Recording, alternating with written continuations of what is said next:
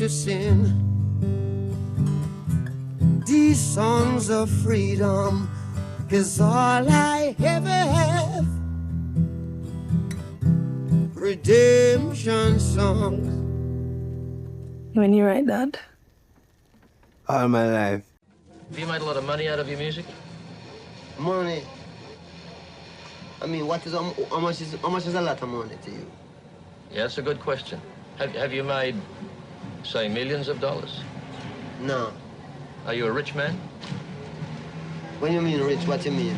Do you have a lot of possessions? A lot of money in the bank? Position make you rich? I don't have that type of richness. My richness is life. Your last record is very different from the others. Yeah. Did you stop fighting? No, but I was at home with my people, so I didn't need to be fighting no more, right? I was in the camp, and there was no war. What is your special message? Truth, peace, and love. Like most biopics of famous musicians, Bob Marley, One Love, the 2024 film directed by Reynaldo Marcus Green, glosses over some aspects of the reggae superstar's life, cuts out others, and, in general, plays fast and loose with the facts. When you're trying to shoehorn a complex personality and well-documented life into less than 2 hours, it's bound to happen anyway. The film focuses on the time period between the assassination attempt on Marley's life in December 1976 and the following 2 years he spent in London recording some of his best-loved music, along with several flashbacks to earlier periods in his life. What the movie gets wrong includes his childhood, the very complicated relationship between him and his wife, Rita, the details of the Smile Jamaica concert that may have precipitated the attack on the musician, and the circumstances surrounding the cancer that eventually killed the beloved singer at age 36. The singer was born Robert Nesta Marley on February 6, 1945, in the rural town of 9 Mile, Jamaica, the son of Cedella Booker and Norval Marley. Bob Marley, One Love, doesn't at all touch on Bob Marley's father, who was white and died when his son was just 10. Because Bob was half white, after his mother began a new relationship, she treated him as an outcast, which the film doesn't portray at all. Booker was living with Thaddeus Livingston, the father of Bunny Wailer and the co-founder of the Wailers, the band that catapulted Marley to international fame. Booker wouldn't tell anyone Bob was her son. When Bunny and Bob were growing up together, Bob was not treated as one of the family. One day he was holding tightly to his mother, and she boxed him away. Joe Higgs, a musician and mentor to Marley, recalled in So Much Things to Say, the oral history of Bob Marley. He slept beneath the bottom of the house. Then there is also the Smile Jamaica concert. The Smile Jamaica concert, held 2 days after the assassination attempt on Marley at his home in Kingston, Jamaica, appears in the biopic. What had initially begun as a non-political event had become embroiled in the country's heated election. The men who broke into Marley's home and shot him, Rita, and several others, were allegedly affiliated with the U.S.-backed Jamaica Labor Party. When me decided to do this concert 2.5 months ago, me was told there was no politics, Marley told the crowd. I just wanted to play Fada Love of the People. Still suffering from his bullet wounds, Marley planned to only play one song, but instead performed for 90 minutes. The film doesn't give the scope of the event. Instead, it presents only a few of the songs the band played that night, making it seem as if it were much shorter. This is important because Marley's decision to give an extended show not only showed his commitment to peace, but also his defiance in the face of political violence.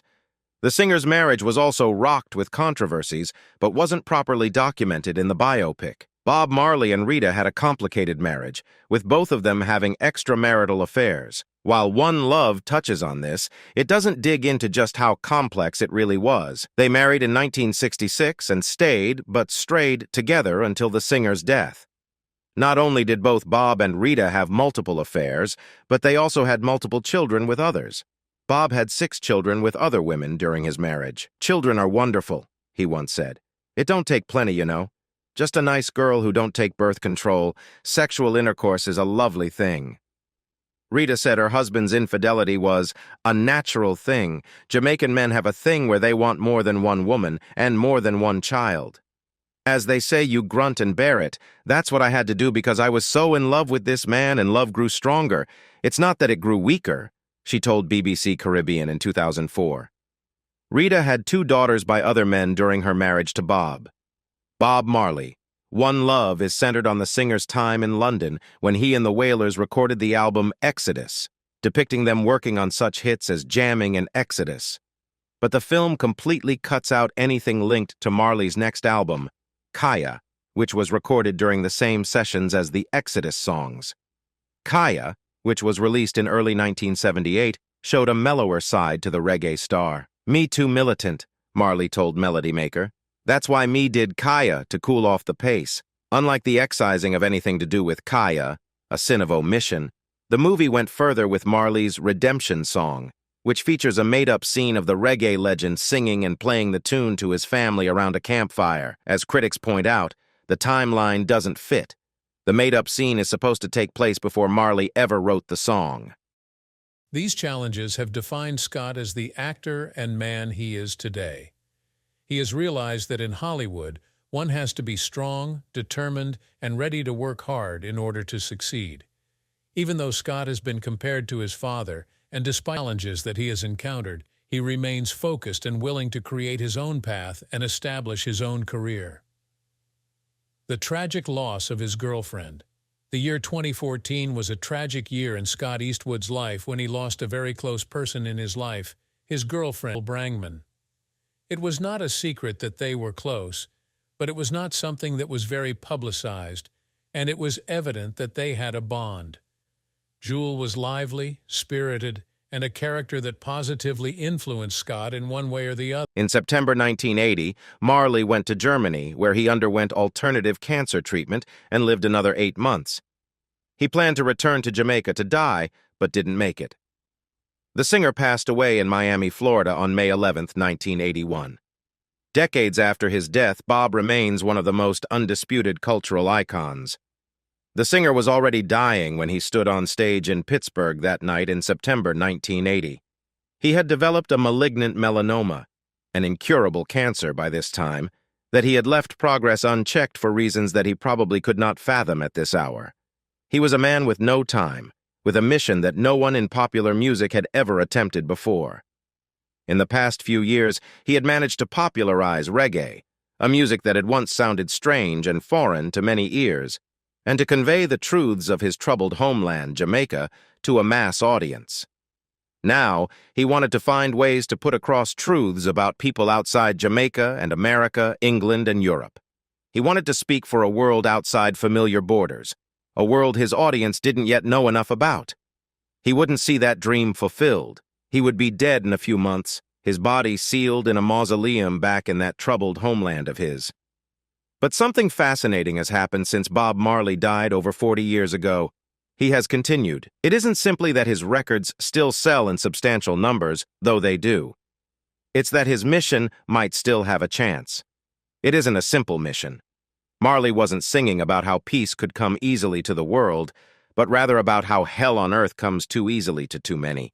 He knew the conditions he was singing about. His songs weren't about theory or conjecture or an easy, distant compassion. His songs were his memories.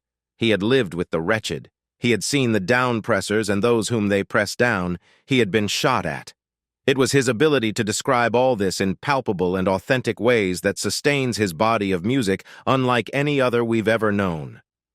Marley made hell tuneful like nobody before or since. That's what has kept him alive. As earlier mentioned, the reggae legend was born in a small rural Jamaican village called 9 Miles. His father was a white man, Captain Norval Marley, a superintendent of lands for the British government, which had colonized Jamaica in the 1660s. Marley's mother, Sadella, was a young black woman descended from the Cromantee tribe who, as slaves, had staged the bloodiest uprisings in the island's plantation era. Captain Marley seduced Sadella, age 17, promising her marriage as he reenacted an age-old scenario of white privilege over black service. When Sadella became pregnant, the captain kept his promise, but left her the next day rather than face disinheritance. The couple's only child arrived in early 1945 as World War II neared its end. Nobody is certain of the exact date. It was listed on Bob's passport as April 6th, but Sadella was sure it was 2 months earlier. It took her a long time to record the birth with the registrar. She was afraid, she later said, She'd get in trouble for having a child with a white man. While mixed-race couplings weren't rare, they also weren't welcome, and generally it was the child of these unions who bore the scorn. But Marley's mixed inheritance gave him a valuable perspective.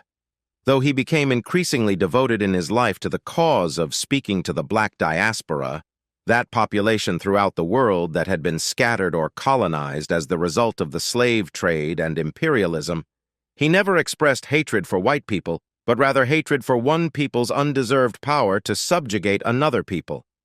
Marley understood that the struggle for power might result in bloodshed, but he also maintained that if humankind failed to stand together, it would fail to stand at all.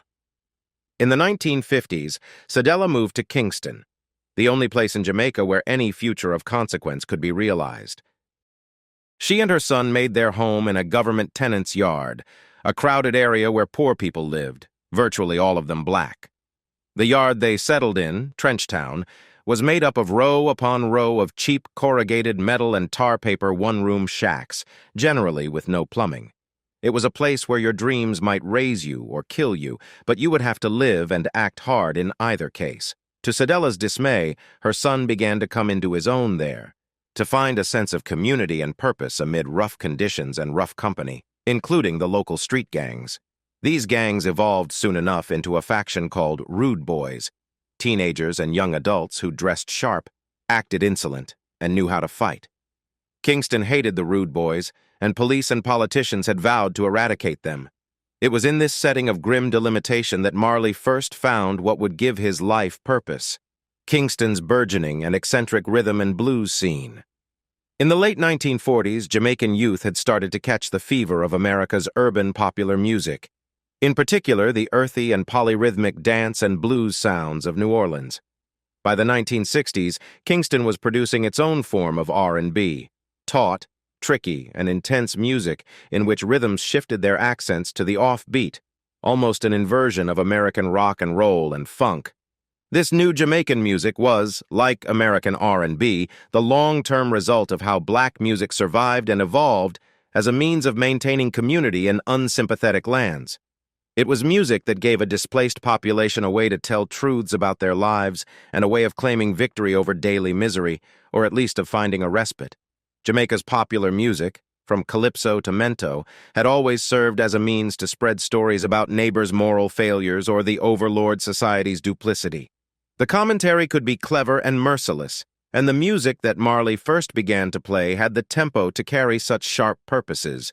It was called ska, after its scratchboard-like rhythms, and just as R&B and rock and roll had been viewed in America as disruptive and immoral, Jamaica's politicians, ministers, and newspapers looked upon ska as trash, a dangerous music from the ghetto that helped fuel the Rude Boys' violence. But the Rude Boys would soon receive an unexpected jolt of validation. Cedella Marley was worried that her son had grown too comfortable with ghetto life and was too close to the Rude Boys. There were frequent fights, even stabbings, in the Trenchtown streets and at ska dances. Marley, though small and slight, was known as a force in Trenchtown. He even had a street name, Tough Gong. But he had no aspiration for a criminal life. "Don't worry," he told his mother. "I don't work for them." The truth was, Marley found qualities of ruthless honesty, courage, and rough beauty in the tenement yard community, and he didn't necessarily want to transcend or escape it. Instead, he wanted to describe its reality and to speak for its populace, which was subject to not only destitution, but easy condemnation as well.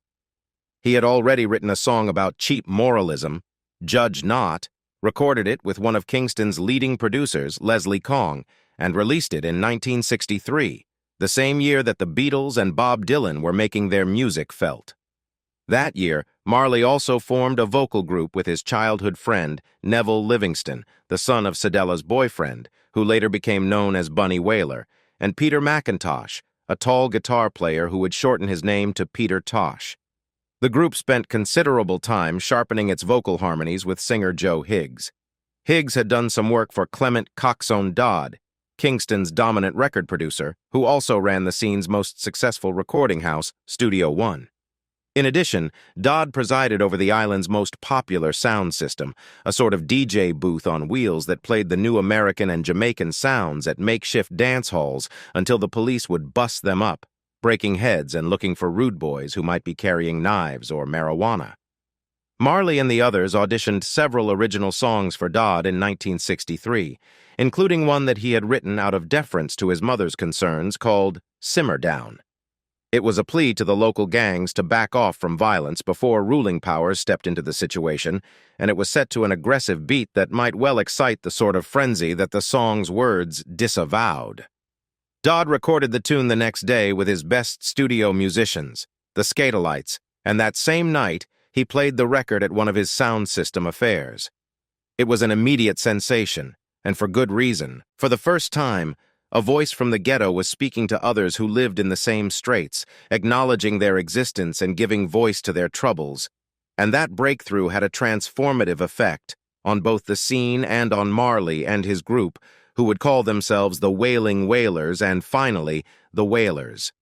The name was meant to describe somebody who called out from the ghetto, a sufferer and witness. Marley had already found one of the major themes that would characterize his songwriting throughout his entire career.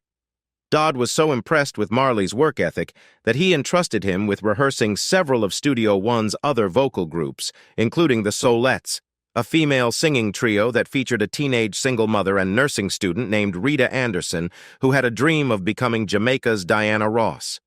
Marley had eyes for other women during this time. He always would.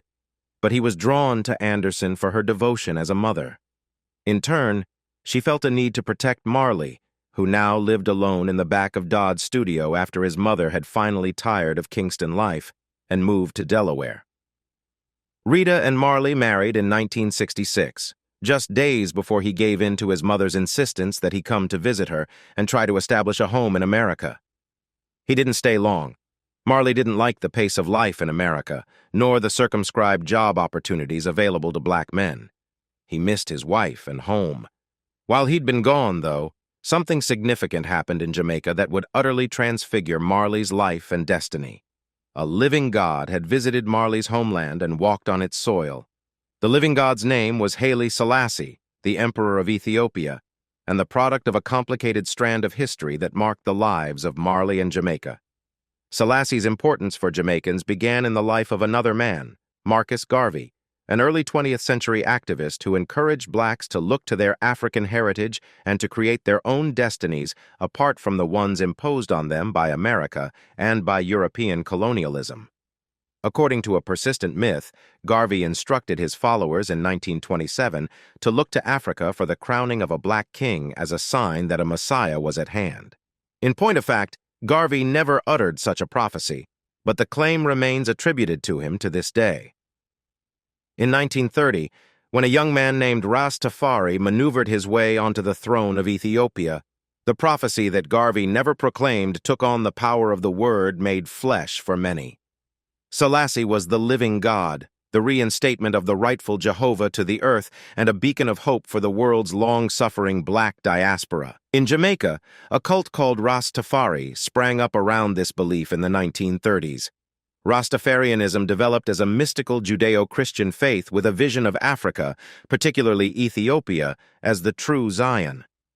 The Rastafarians never had a true doctrine, but rather a set of folk wisdom and a world view.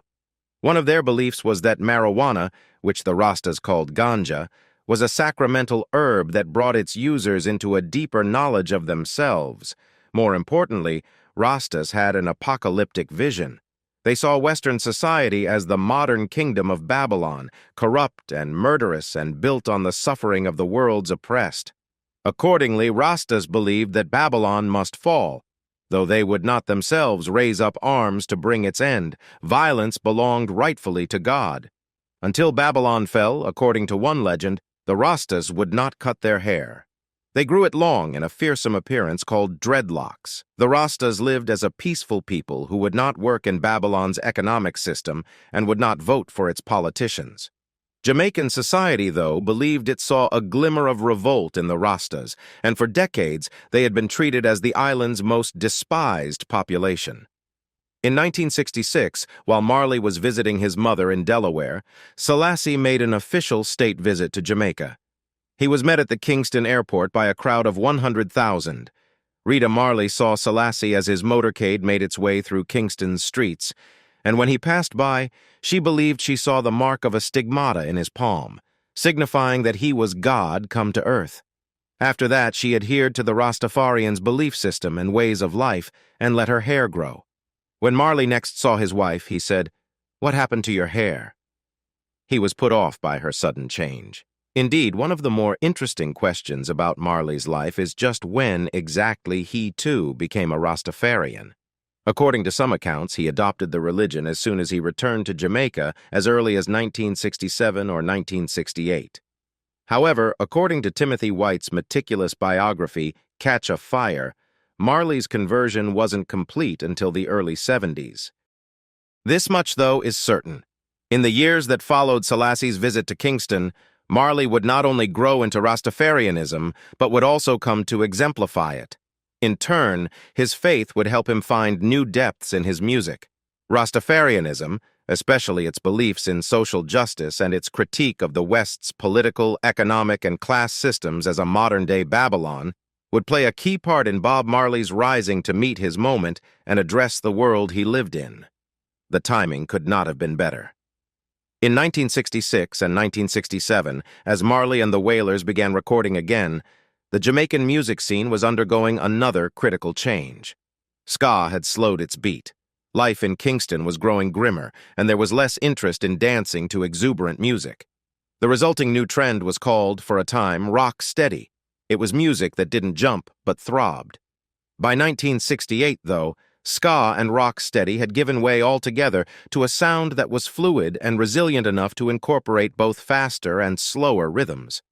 This new style was called reggae for its ragged cadence, and its lilting and mesmeric quality seemed especially suited for new dimensions of storytelling and social commentary. Most important, reggae was allowing room for other previously precluded voices. Rasta's viewpoints had been exerting an increasing influence on Jamaican arts, somewhat akin to how hippies' ideals were entering American popular culture. Though no Kingston radio stations would play reggae, the music immediately made itself felt as a vital cultural form, spreading narratives and views that Jamaica's newspapers would never have allowed. Marley took to reggae. It gave him a new vision and ambition. He wanted to make music that would satisfy and represent his homeland, but that would also reach a larger world outside. After a series of breakthroughs, in particular, the recording of some of the band's best music with the innovative producer Lee Perry in the early 1970s, and a setback or two, including the making of a misbegotten album for Jamaican release, and a floundering artist deal at CBS Marley and the Wailers, approached Jamaican-raised Chris Blackwell, the head of Island Records in England.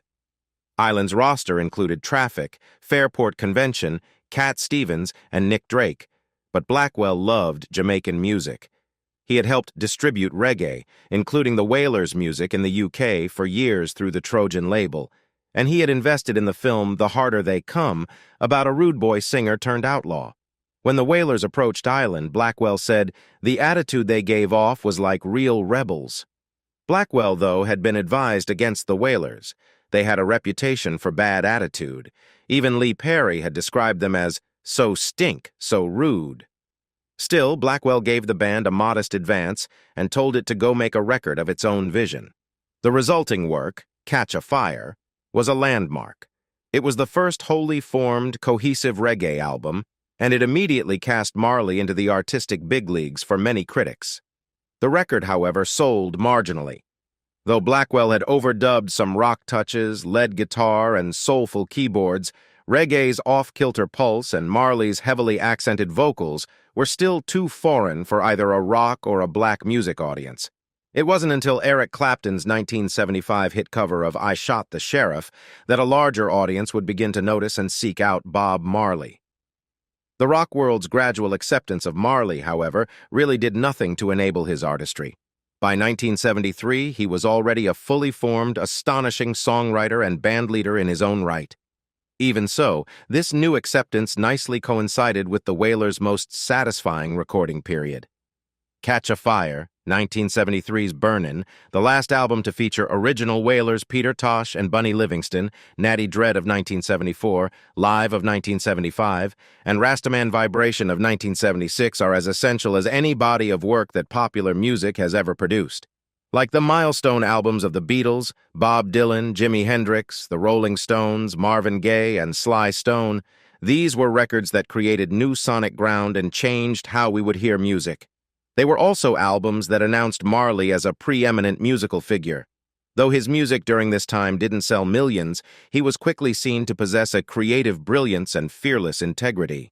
In short, Bob Marley became a considerable and widely recognized force, and numerous other artists during the 1970s, from Paul McCartney and Stevie Wonder to Elvis Costello and the Police, would reflect his influence by following through on some of the possibilities his music created. But Marley's early to mid-1970s island recordings were also something a good deal more than pioneering entertainment. They put forth an uncompromising vision of a society kept in hell and ready to storm its gates. Songs like Burnin' and Lootin', Small Axe, Concrete Jungle, Revolution, Them Belly Full, and War. Especially War, with its proclamation of eternal worldwide conflict, until the philosophy which hold one race superior and another inferior is finally and permanently discredited. Brandish unsettling images and incendiary pronouncements that are among the most authentic in modern music. This sort of work didn't come without risk. The Jamaican hell that Marley described so vividly in his songs was an active and deadly place, and some of its most powerful people didn't want to see the social and economic change that Marley implied was necessary. Much of the violence in Kingston attributed to ghetto malcontents and criminals was, in fact, sustained by the island's government and police. Since Jamaica's independence in 1962, its black population had never been allowed any consequential political power. Instead, the two dominant parties, the People's National Party and the Jamaican Labour Party, were run by largely white structures. The PNP was headed by a bright socialist, Michael Manley, who some feared was too leftist. The conservative JLP was more ruthless. The party's head, Boston-born Edward Seaga, once a music producer on the Kingston scene, was seen as favored by the United States, which was believed to play a heavy hand in the region's political affairs. By 1976, Bob Marley was recognized by both parties as a force to contend with. He had been friendly with Manley over the years, though as new elections approached in December, the singer professed neutrality about the race. Politicians, he said, were of the devil. Each party, though, believed it could be helped or hurt by Marley. His growing fame, not only among music fans the world over, but also among human rights campaigners, political activists, and even freedom fighters in Africa, had now established him as the most admired Jamaican the world over, and in his homeland, he was seen as one of the island's true moral leaders, much to the disgust of those who revealed his radical ghetto and Rasta identity. As the election neared, violence was out of control. Kingston had become so tense that people were staying home from work and off the streets. Some members of the PNP visited Marley at his Kingston home on Hope Road, where he lived, and rehearsed his band, and they pressed him to play a free outdoor Smile Jamaica concert on December 5th to help keep the city subdued until the election. Marley consented and even wrote a song for the event called Smile Jamaica. He agreed that the city was too tightly wound and could turn explosive. But while he professed no favorite in the race, there was a widespread perception that the singer wanted to see Manley become the next prime minister. According to various accounts, Marley received several threats as the concert approached, including a supposed warning from the CIA. Some people close to the singer left the city, even the country. A group of vigilantes volunteered to guard Marley's home, but early in the evening of Friday, December 3rd, that guard disappeared. At about 8:30 p.m., Marley and his group of musicians took a break from rehearsals. Two small white cars pulled into the driveway a short time later, and several men with rifles scrambled out. Some of them surrounded the property while others headed for the house and opened fire. When the gunfire was over, something like 83 bullets had been expended. Rita Marley had been hit in the head as she tried to flee. The bullet lodged between her scalp and skull. Marley's manager at the time, Don Taylor, took 5 shots, including a bullet near the base of his spine. Marley ended up with a bullet grazing his chest and burrowing into his arm as a shooter aimed at his heart.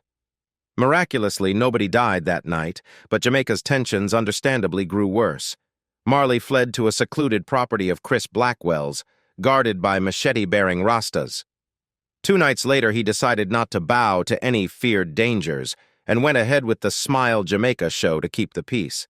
At the end of his set, the singer lifted his shirt and displayed his wounds.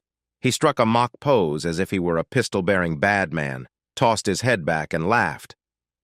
And then he was gone. He left the island for a long time, heartsick that fellow countrymen had taken up guns against him, and in some ways, Jamaica was never again his home. For a time, nobody knew where he was, he would never say. He later spent time visiting American relatives in Delaware and Miami and then traveled to England, where Lee Perry introduced him to British punk bands, most notably The Clash. In early 1978, he would return to play another show intended to keep Kingston from exploding into war. On April 22nd, at the One Love Peace concert, Marley managed to coax both Michael Manley and Edward Siega on stage with him and held their hands together in a gesture of coexistence. Both men looked horribly uncomfortable. Nothing much, though, changed in Jamaica. Manley had won the election, while political violence still roared from time to time, hurting some, killing others, and frightening everybody. Meanwhile, the poor were kept in hell, and the gates closed tight. There were never any arrests made for the attempt on Marley's life. There were rumors that the JLP may have had a hand in it, and several journalists and documentary filmmakers have put forth intriguing arguments about possible CIA involvement, supported in part by a former agent at the time. The police never named any suspects. The case went nowhere. There was never any justice reached in the matter, at least never any official justice. Bob Marley later said he believed Haile Selassie protected him that night. Selassie was now dead. He had been driven from his throne during a 1974 rebellion and died in August 1975 while confined to his palace. For Marley and most Rastafarians, though, Selassie remained the living god, somehow transfigured. Selassie had shielded him, Marley believed, because Marley still had work to do, and it would be God alone and never man who would take him from the world. Even so, the singer would have to work steadily. He told his friends that he didn't expect to live past 36. There was, to be sure, something urgent and possessed about Marley in his last few years. He wrote songs whenever he had the time. He recorded continuously. He toured exhaustively. He made love to the women he desired and could trust, and often didn't sleep before morning's light. "Sleep is an escape for fools," he said. There was also, in all this, a reckless mix of bravado and fear. In 1975, during a soccer match with friends, Marley's foot was badly smashed and his right toe was injured. Doctors told him he would have to stay off the foot, but he ignored them. He wouldn't stop prancing on stage or playing soccer. He didn't believe a broken foot should halt his momentum. In May 1977, while on tour in Paris, he injured his right toe again. This time, it was far worse. The toenail tore off, and the laceration wouldn't heal. A few months later, when he was limping painfully, he saw a doctor in London who said the damage had turned so bad that the toe could turn cancerous and should be amputated. Marley thought the doctors were lying. "Rasta no abide amputation," he told them. Instead, he saw an orthopedic surgeon in Miami who performed a skin graft and told him the treatment had been successful. According to Rita Marley in her autobiography, No Woman, No Cry, My Life with Bob Marley, her husband's demurral had less to do with religious misgivings than his sense of how he might appear to others. "How could I go on stage?" he said to her. "They won't stay looking at a crippled man." Rita tried to persuade him to deal with his health, but she also feared debilitating him during this time of relentless creativity. Cindy Breakspear, a former Jamaican Miss World and one of Marley's lovers in his final years, also urged him to take the problem seriously, but he bristled whenever the suggestion came up. "You want me to have cancer?" he would reply. Some saw Marley's refusal as courage or blind faith. Just as likely, there was real fear at work. Marley didn't want to learn that death might be growing inside him. Instead, he concentrated on making life most meaningful to him, making music that might improve the world he would leave behind. His later albums form a related body of work, though of a different sort. His earlier groundbreaking records featured lovely music bearing tales of unbearable realities. By contrast, his later studio records, Exodus of 1977, Kaya of 1978, Survival of 1979, Uprising of 1980, and The Posthumous Confrontation of 1983, wore much of their resistance in the album's titles, whereas their contents were only occasionally about conflict and upheaval. Instead, these were albums about sustaining hopes, small pleasures, and the solace of love. These recordings were more commercially successful, but struck many critics as too full of pop-wise moves, and there were some devastating reviews, especially in Rolling Stone. In that period, when punk bands informed by reggae, such as The Clash, were making music that intended to turn everything upside down, those reviews seemed to make sense. Today, though, the latter records sound lovely. Their melodies are endless gifts, and there's a deep sorrow about them that offsets their prettiness. Reviewing Kaya in The Village Voice, critic Robert Christgau wrote, "Marley hasn't abandoned his apocalyptic vision, just found a day-to-day context for it, that's all." By the time Marley finished recording the tracks for Uprising and Confrontation in 1979, Day-to-Day was all he had left, though nobody seemed to know it. In 1980, he began a lengthy tour with the goal of reaching the American black audience that had proved so elusive to him. At New York's Madison Square Garden on Saturday, September 20th, the singer almost passed out on stage. He woke up the next day feeling confused, unable to remember clearly what had happened the night before. That morning, while jogging in Central Park with a friend, his body froze up and he fell forward, unable to help himself. Later, he saw a doctor who told him the news he had long been afraid to hear. His blackout had been due to a brain tumor. Later tests revealed that the cancer had spread through his lungs, liver, and brain and was untreatable.